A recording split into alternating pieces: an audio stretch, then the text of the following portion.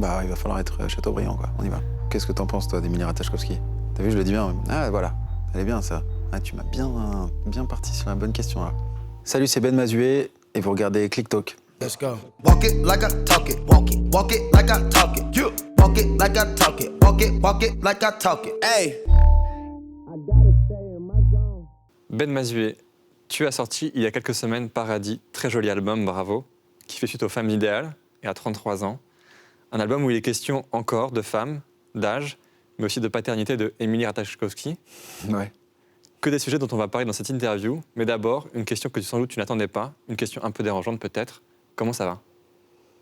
Ça va bien, ça va très bien. Je suis en train de m'occuper de la diffusion de cet album, et c'est un moment beaucoup plus agréable pour moi que la création, qui est un moment vraiment intense, difficile, un peu comme un accouchement, tu vois. Et là, ça ressemble à quoi du coup?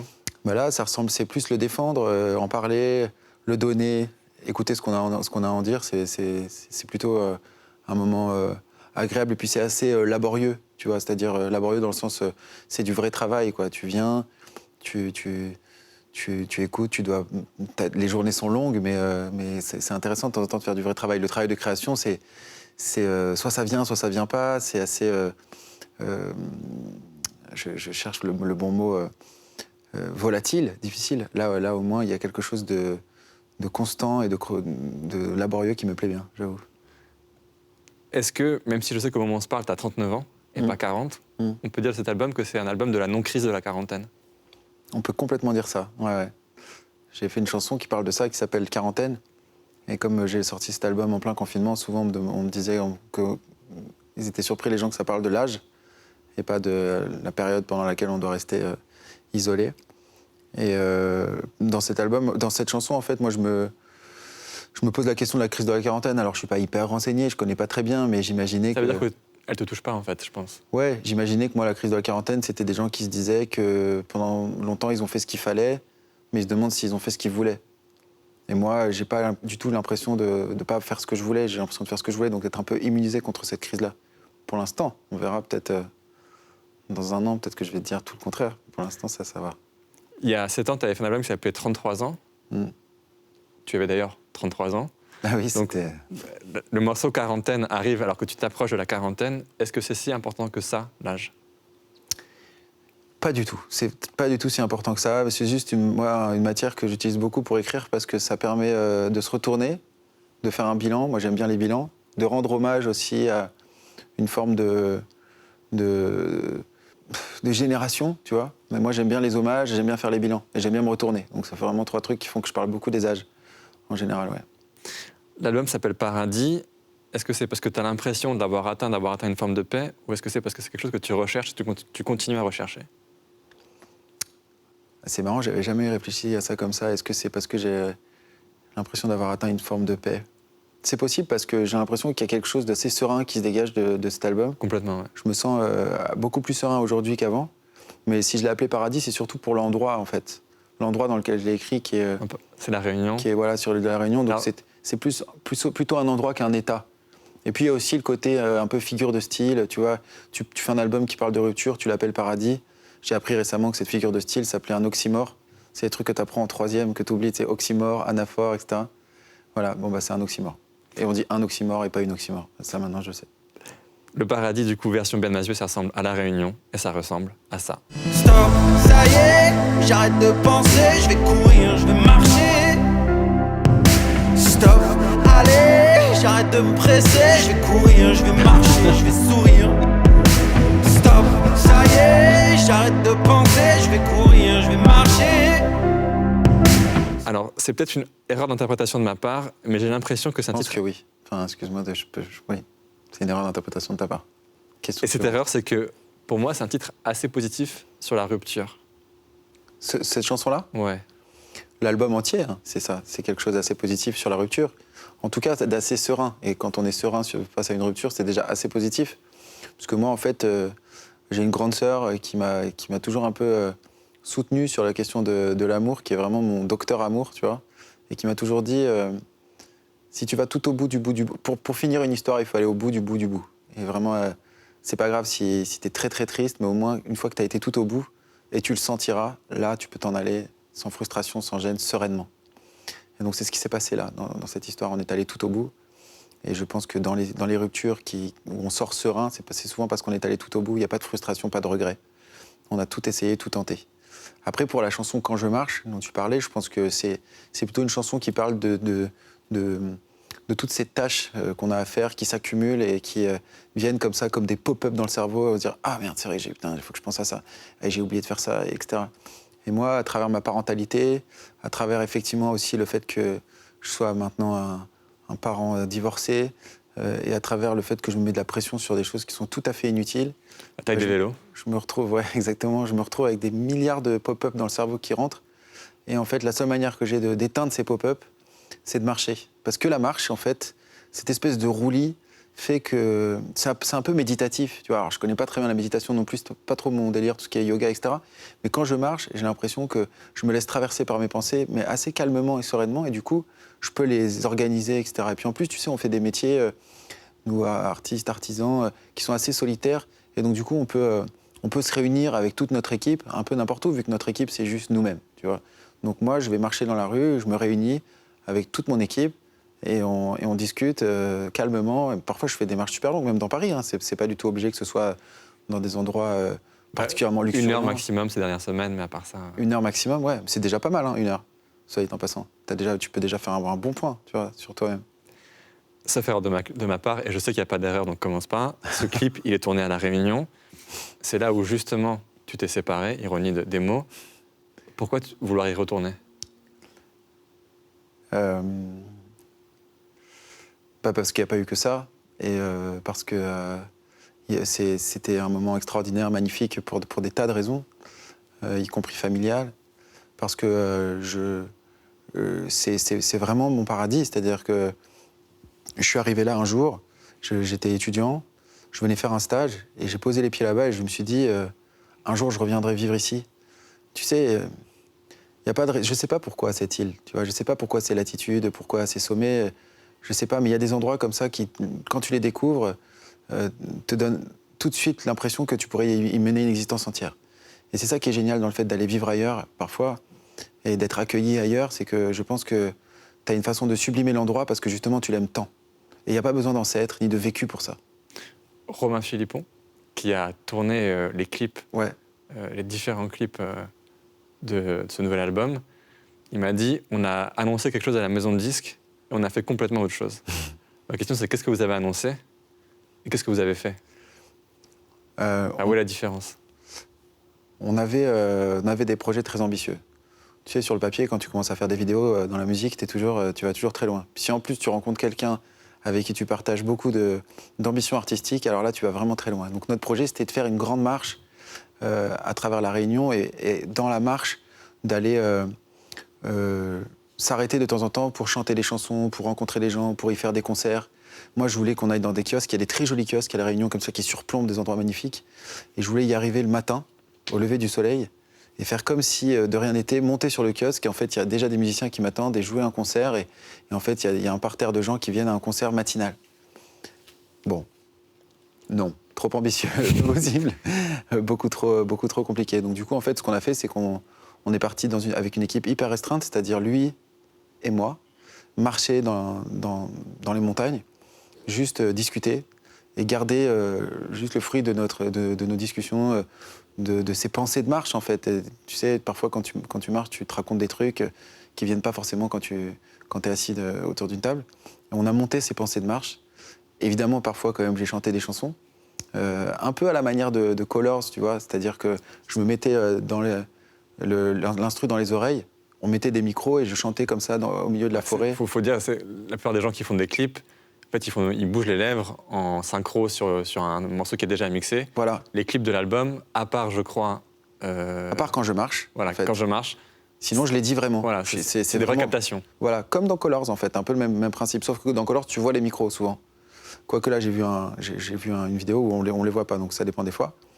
Et c'était ça le projet. Mais effectivement, parfois, on s'en rend pas très bien compte parce que c'était assez proche de la version studio. Donc, autre clip, pour le coup, c'est vraiment une captation, façon Ouais. Colors, c'est le morceau pas très original. Ouais, j'adore l'espoir, ça me coûte pas d'effort d'être optimiste. Parfois on me dit que je devrais avoir honte, que c'est irréaliste de croire les gens capables d'être heureux devant tant d'injustice, mais le constat que je fais, c'est que ça n'est pas de rage qu'on manque, ça n'est pas de colère, c'est d'amour, de passion envers le bien commun. Que dis-je ? Envers la terre. Je suis pas très original. C'est vrai que t'es pas très original, Ben. C'est vrai, ouais. Après, c'est vrai que j'aime bien être singulier, moi. J'ai un peu à cœur d'être singulier. J'aime bien les gens singuliers. Donc ça va, c'est un peu paradoxal de vouloir être singulier et de se sentir pas très original. Mais ce que je veux dire un peu dans ce poème, c'est que en fait, on a beau pas être d'accord sur un tas de choses, on a quand même tous des problématiques qui sont finalement assez communes, en vérité. C'est un peu ça le projet.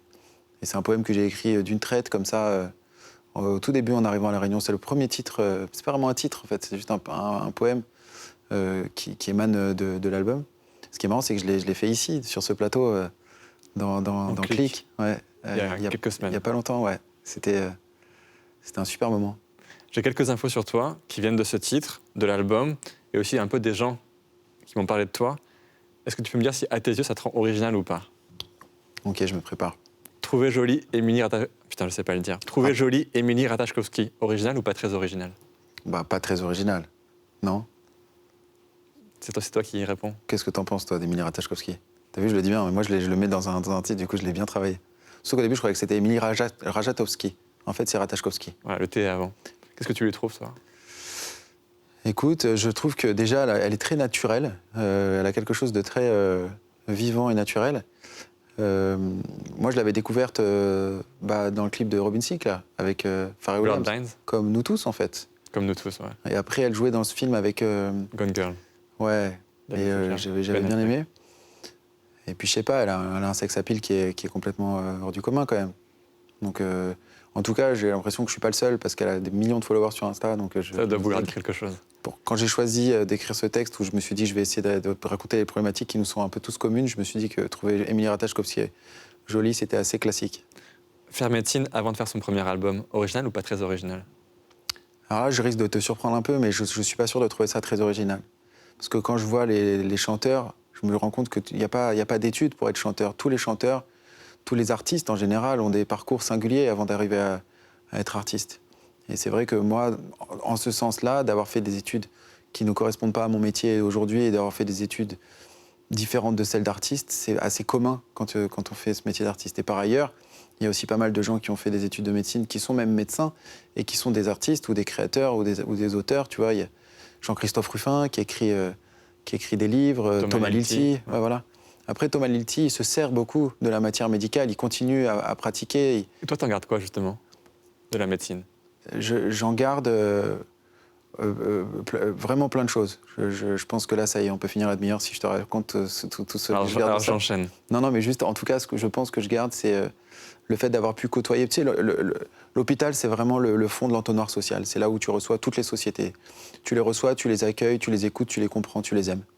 Et donc, du coup, ce que je retiens le plus, c'est tout ce que j'ai appris des gens. Grâce à l'hôpital, grâce au fait d'être rentré aussi dans leur maison. Tu sais, quand tu es médecin généraliste, tu rentres aussi chez les gens. Donc je retiens ça, le fait d'avoir vraiment pu pénétrer des tas de sociétés différentes. Aimer les films de Jacques Audiard, original ou pas très original ? Alors, pas original du tout. D'ailleurs, je comprends pas qu'on puisse ne pas aimer les films de Jacques Audiard. Alors, c'est peut-être le moment d'être original. Pour toi, c'est lequel le meilleur Jacques Sur Audiard ? mes lèvres. Sur mes lèvres ? Sur mes lèvres, pour moi, c'est le plus beau.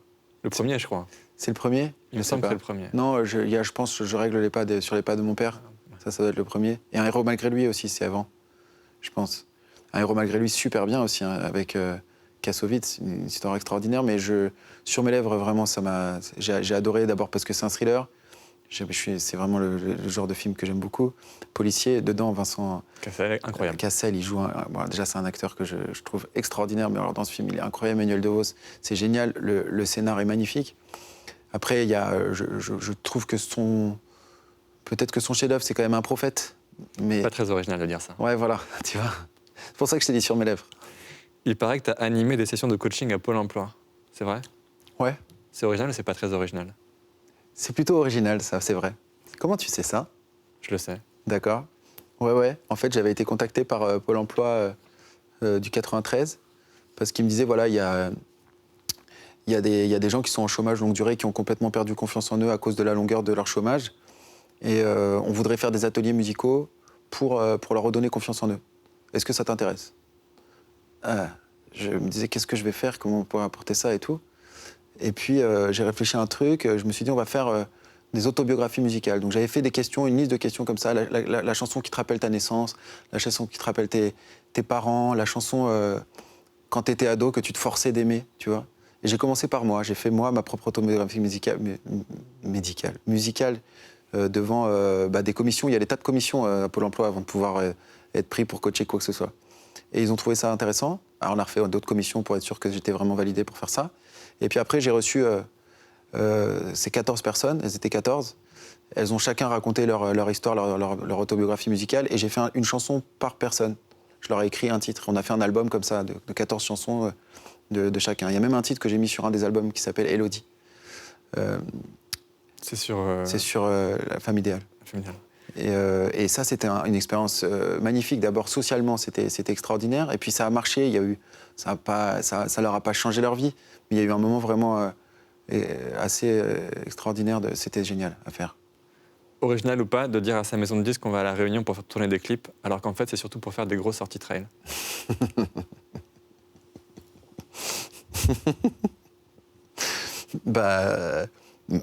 Assez malin, non ? Qu'est-ce que t'en penses ? Plutôt malin, ouais. Avec son pote, à deux. Le trail running, pour ceux qui ne savent pas, c'est le fait de courir en montagne. Ouais, voilà, c'est ça. Bon, là, on marchait. Mais le trail, ça peut être marcher. C'est juste être léger en montagne et marcher. Bah écoute, ouais, c'est bien vu, j'avoue, c'était malin. Mais c'est peut-être allier l'utile à l'agréable, parce qu'on a bien travaillé, tu vois, aussi. Il y a eu 3 clips. Et apparemment, peut-être... Il y a d'autres choses qui arrivent, ouais. Ouais, c'était, je pense, pas très original, parce que je pense qu'il y a pas mal de gens, en général, qui cherchent à travers leur boulot à voyager, à trouver des solutions pour aller voir des potes à droite à gauche. Souvent, ça arrive quand même. Original, sans doute, aussi, d'avoir un admirateur qu'on aime beaucoup chez Click, qui s'appelle Baptiste Le Caplin.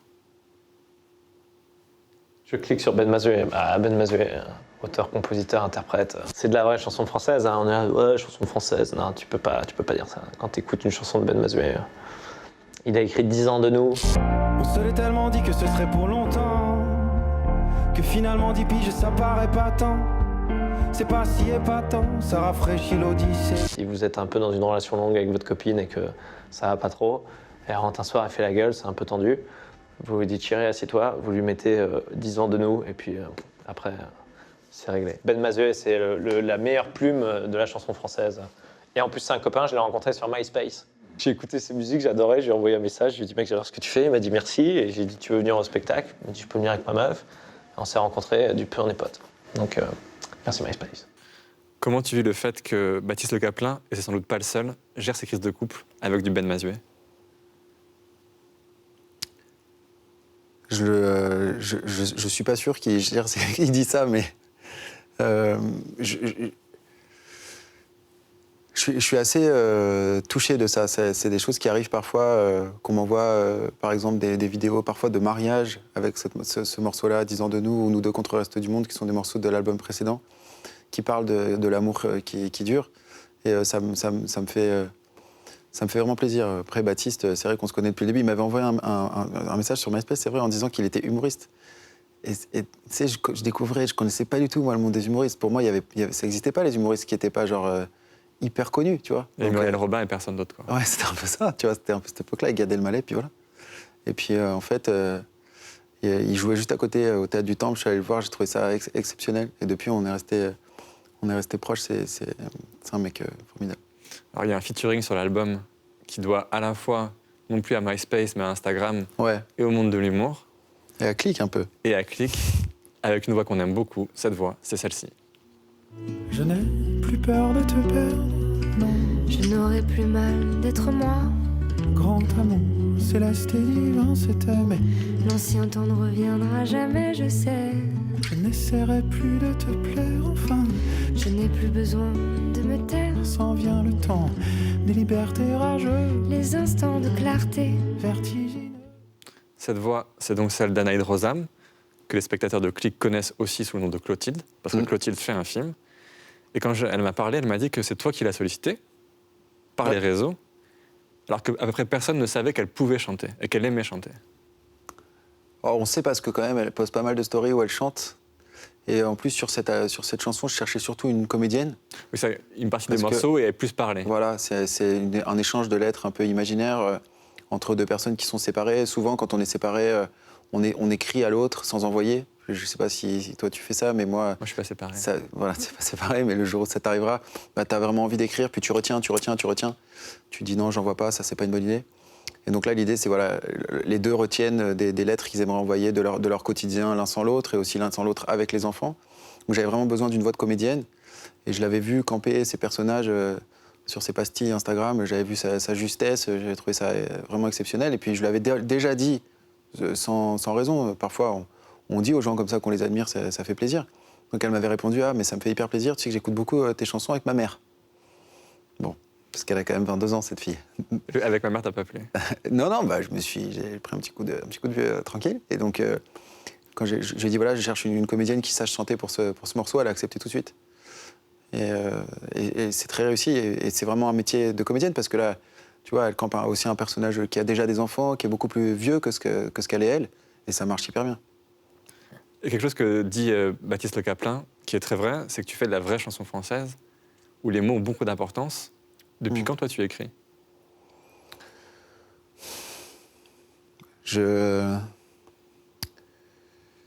J'arrive pas à le dater, tu sais, c'est difficile de savoir exactement depuis quand t'écris, parce que d'abord t'as écrit des rédactions, t'as écrit à tes parents quand t'étais en colo. Ouais, c'est simple, depuis quand tu écris sans avoir à le faire?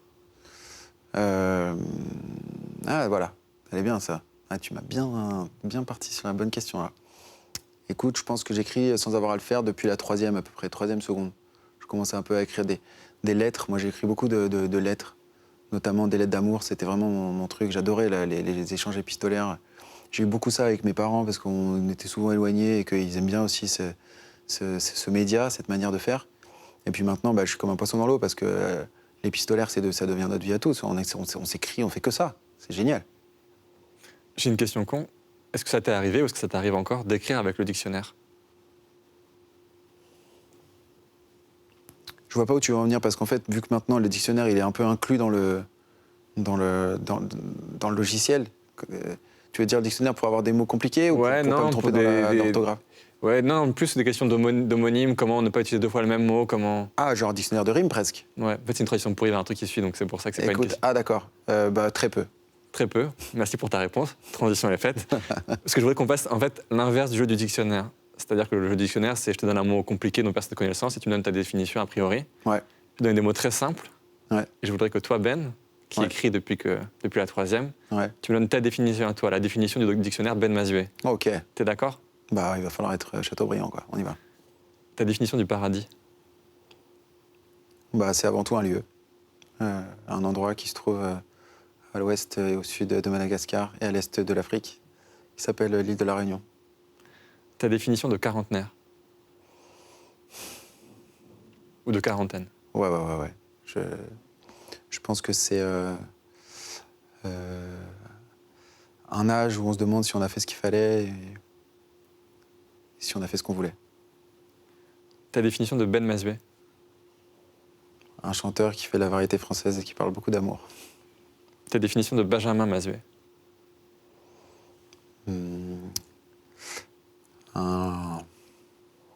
Le dernier d'une fratrie qui se débat dans ce monde pour essayer de cocher une grande liste de rêves. Ta définition de déconfinement. La libération du câlin. Ça va ressembler à quoi ta vie et 2021 après le déconfinement?